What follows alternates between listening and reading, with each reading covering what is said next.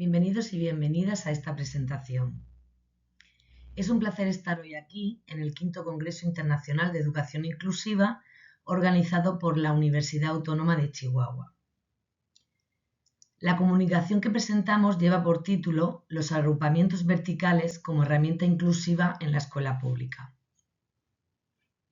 Esta propuesta surge de una investigación más amplia realizada en la Universidad de Murcia que analiza cómo en el contexto actual de políticas educativas estandarizadas y lógicas de mercado, existen colectivos de docentes en la escuela pública que articulan dinámicas de resistencia y transformación.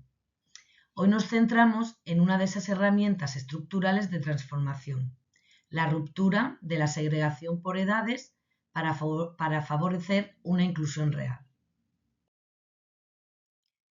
Para contextualizar los resultados que vamos a exponer, es preciso señalar que este trabajo se sustenta en las evidencias de un estudio de casos de carácter cualitativo. La investigación se ha llevado a cabo en la región de Murcia, en 4 centros públicos de educación infantil y primaria que implementan proyectos educativos alternativos.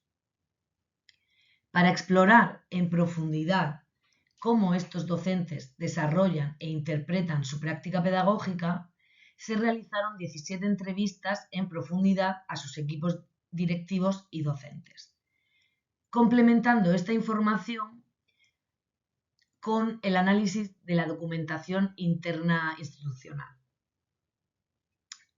Básicamente, nos interesaba comprender cómo desde estas escuelas se consigue subvertir el mandato de homogeneización propio del sistema educativo tradicional.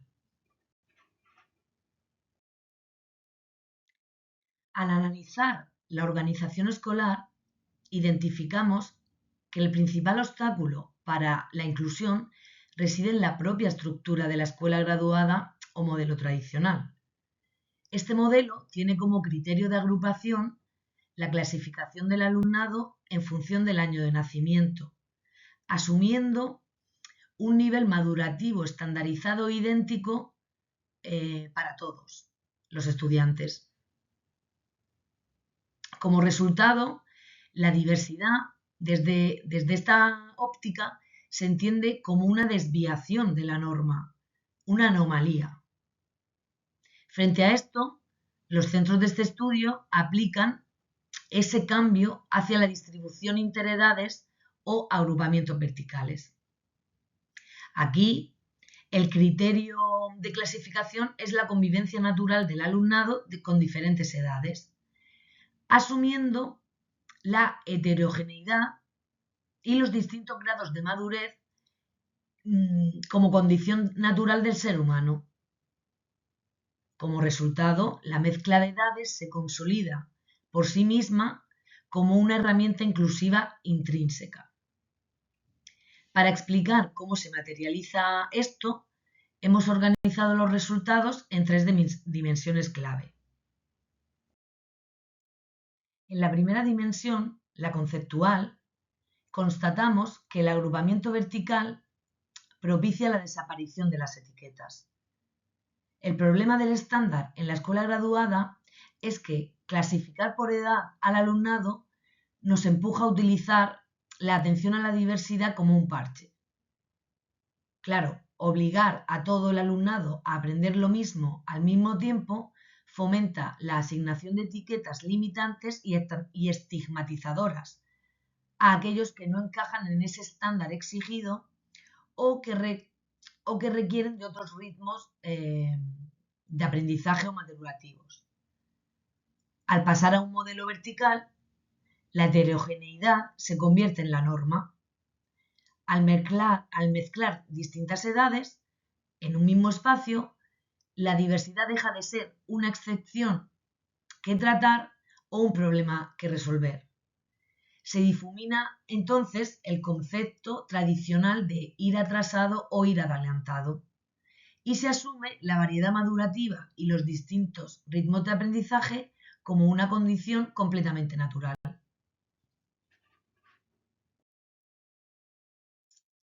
En la dimensión metodológica observamos el paso del recurso único al entorno activo. El primer gran cambio en este sentido es el abandono de la homogeneidad materializado en la eliminación del libro de texto único por curso, el cual está diseñado para un nivel madurativo irreal e idéntico. Evidentemente, al eliminar el libro de texto, desaparece también la instrucción puramente transmisiva. En su lugar, los docentes de estos centros articulan tres elementos fundamentales. En primer lugar, las metodologías activas, donde se otorga el protagonismo al alumnado a través de pedagogías vivenciales y de la experimentación y la manipulación. En segundo lugar, la creación de ambientes de libre elección.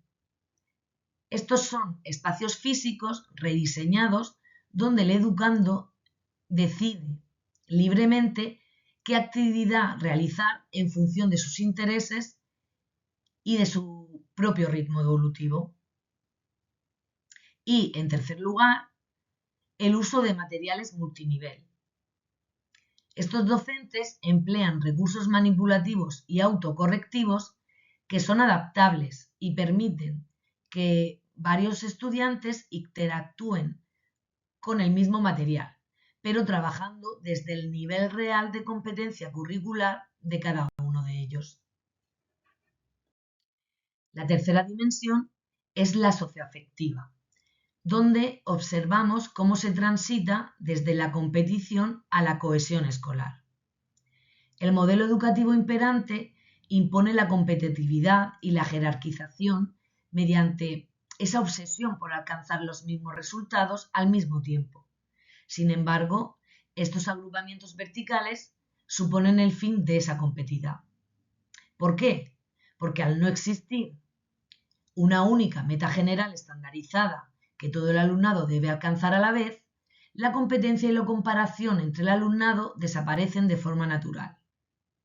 Esta convivencia interedades, además, cataliza tres beneficios fundamentales para la inclusión. En primer lugar, el cuidado entre iguales. Los mayores asumen roles de cuidado y ayuda hacia los pequeños, reforzando sus propios conocimientos al explicarlos.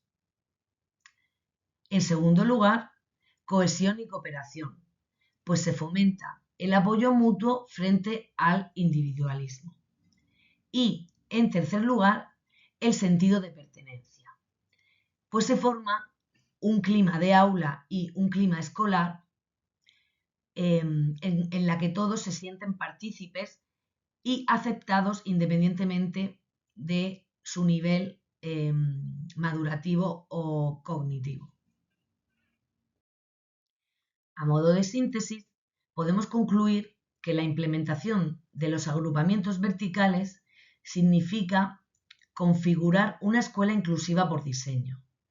La introducción de actividades con mezcla de edades en la escuela pública no es solo una técnica de aula innovadora, representa un cambio estructural y político profundo. Como hemos visto en las tres dimensiones, la conceptual, la metodológica y la socioafectiva, esta verticalidad genera una escuela que se adapta al alumnado y a sus ritmos biológicos y cognitivos, y no al contrario. Nuestros datos demuestran que, lejos de ser ejecutores pasivos de un sistema segregador, estos docentes subvierten esa homogeneización desde el interior de sus aulas. Rompiendo los muros de la edad, construyen espacios de verdadera equidad, demostrando que la escuela pública puede ser el territorio ideal para ejercer una pedagogía que respete el desarrollo pleno del ser humano y garantice que nadie se quede atrás.